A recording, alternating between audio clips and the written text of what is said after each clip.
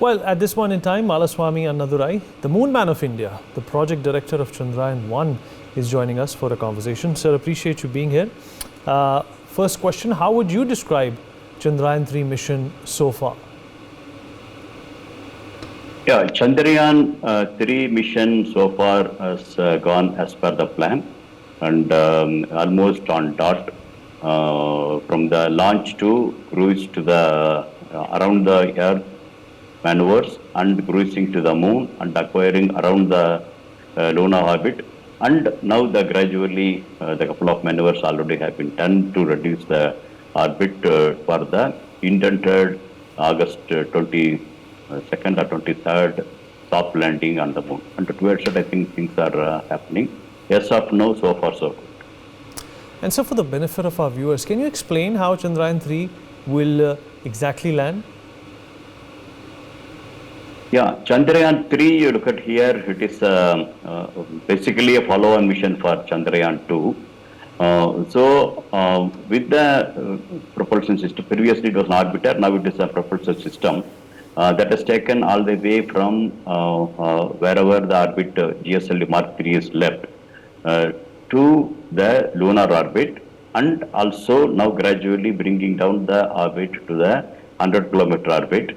After that, the propulsion system, it is more like an orbiter that will it has done its job after taking the lander, so-called Vikram lander, to the moon is concerned. Then Vikram lander will be commanded to get out from the 100-kilometer orbit from the propulsion model is concerned.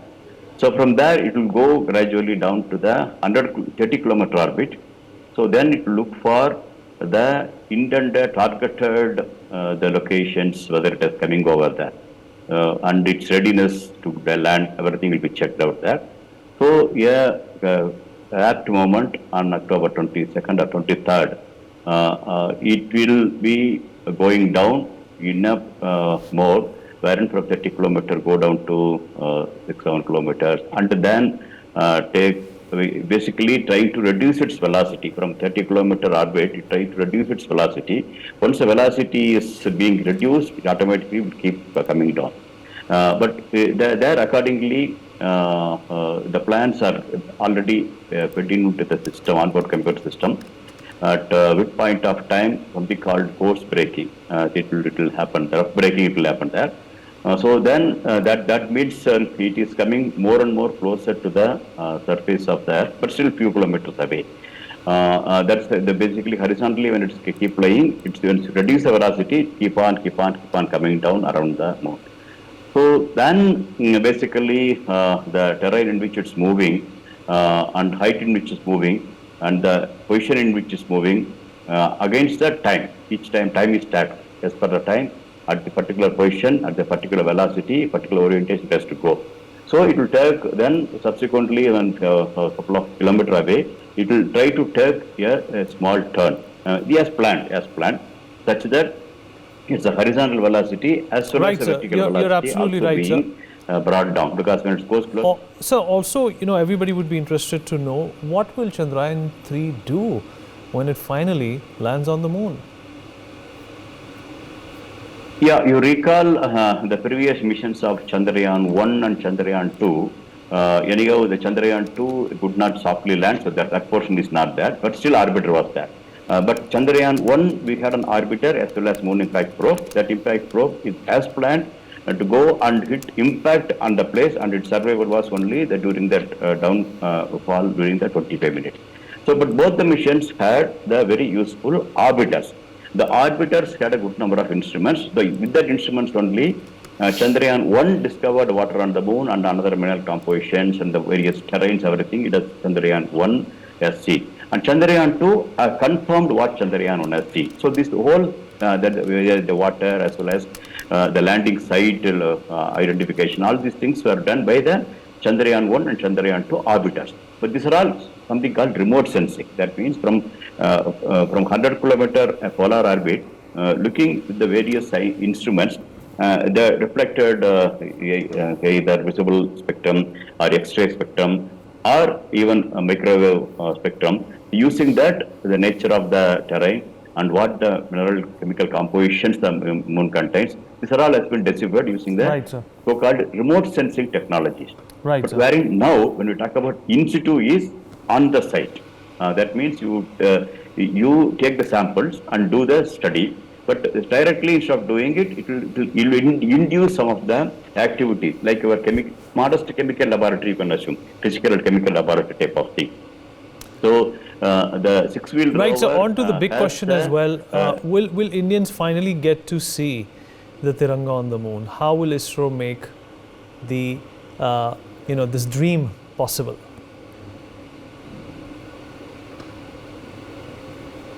Yeah, basically, look at there. We have the couple of cameras, and one is for science point of view. Another one is this is the world. Definitely, we have to outreach because this is how from the Apollo program. You look at here. It is one more thing is we have to enthusiast our people also, so that the presence of our system, the Indian-made system, safely on the lunar surface, especially near the lunar poles, which was as of now not no one has landed there, but we are trying to see whether our landing is happening safely there, and definitely Indians' presence, Indian-made systems roving around that can be seen. So one is from the All right, sir. lander, it will be Vikram will be taking the picture of the Pragyan. Okay. Pragyan will take the picture of the lander. So this will keep coming. But in the similarly, I told 6 wheels are there in the rover. On the 6 wheels, one on the left, another on the right. The 2 wheels will contain one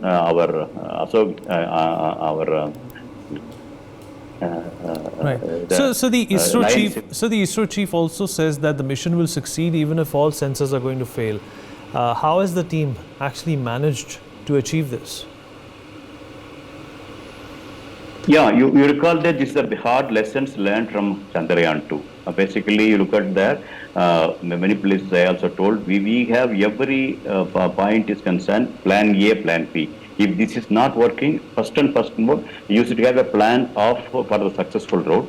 But the successful route is not for one jump. We would have seen from the starting, launching from Sriharikota, it is not more than 36,000 kilometers. So from there, gradually we improve the orbit. While improving orbit, we target an orbit, and the target or orbit has really achieved or not, we'll be checking. If not achieved, why it has not achieved? So next maneuver, that correction, whether increasing the thrust value, increasing the duration of the value, or changing the orientation. So that's something like that to account for the why it has deviated will be seen. So this is the always it happens there. That's how. When Right, we are sir. going Sir, to also reaching the moon, the the big polar question orbit, is how will India be able to change? How will ISRO be able to change a common man's thinking about the moon and the lunar surface? yeah, it has a lot more has happened because initially even the eclipse have been told about in various part of India in various ways. Ethics have been talked about. Now it is beyond the natural phenomenon, and not only that we can reach on the moon. And what we have seen by the poets for the ages, the moon is supposed to be so pretty like that, but now we are seeing a lot of craters. Okay, what science is telling about, it's totally different way. And beyond that, now you see after discovery of water on the moon, there are very big possibilities of another rare mineral, rare resources on the lunar surface. And that is the reason now you look at here, big countries are very ambitiously aiming to go back to the moon, to the regions where we are going to land. So Right, sir. that way, So I feel Chandrayaan-1 today, also discovered water on the moon. And we are hoping for a similar major discovery with Chandrayaan-3 as well. What do you anticipate? yeah, Chandrayaan-3 is basically a follow-on for, as I told, from Chandrayaan-1. What we have seen in from the 100-kilometer orbit, now we are trying to focus to see in the in situ place. For that, we have to land safely, very softly we have to land. So that portion will be taking place, and the place where we are landing, we expect the resources also reasonably good. So finger crossed. Beyond water, one is confirmation of water presence, and beyond that, possibly we may see the rare materials, if any. I think that's how the other countries also trying for, to the best of my knowledge. So putting the things together, I think our instruments will be able to throw light on beyond confirming, beyond technically landing on the moon. Fingers crossed. So last question before we let you go, how will you be watching this historic landing? Okay, landing is concerned, it will come only the post factor only. Okay, we will be seeing only the telemetry, because from Bangalore station, from whichever the station it comes, finally will reach to the Bangalore control center, and we will be seeing from the telemetry point of view. But a few minutes later, even the pictures also probably will have to get back to the so that every one of us can see that way. So that way, this time I think systems also have been changed such that until last minute, it happened Chandrayaan-1 until last crash landing, we could get the pictures of closer and closer of the lunar surface. I think similar opportunity is going to happen for this time. And beyond that, yes, I told, a couple of hours later, we will be able to see the rover walking, and Armstrong's footpath, whatever you have seen, like that, India's footpath in terms of the national emblem, and as well as ISRO's emblem also moving forward along with the rover also will able to see. A few minutes later, after it has happened there, back to the Earth, and that will definitely come to the control center. Every one of us will have an opportunity to see. So appreciate you joining us and giving us those detailed analysis to all our questions. For more such videos, subscribe to the NewsX YouTube channel, hit the bell icon.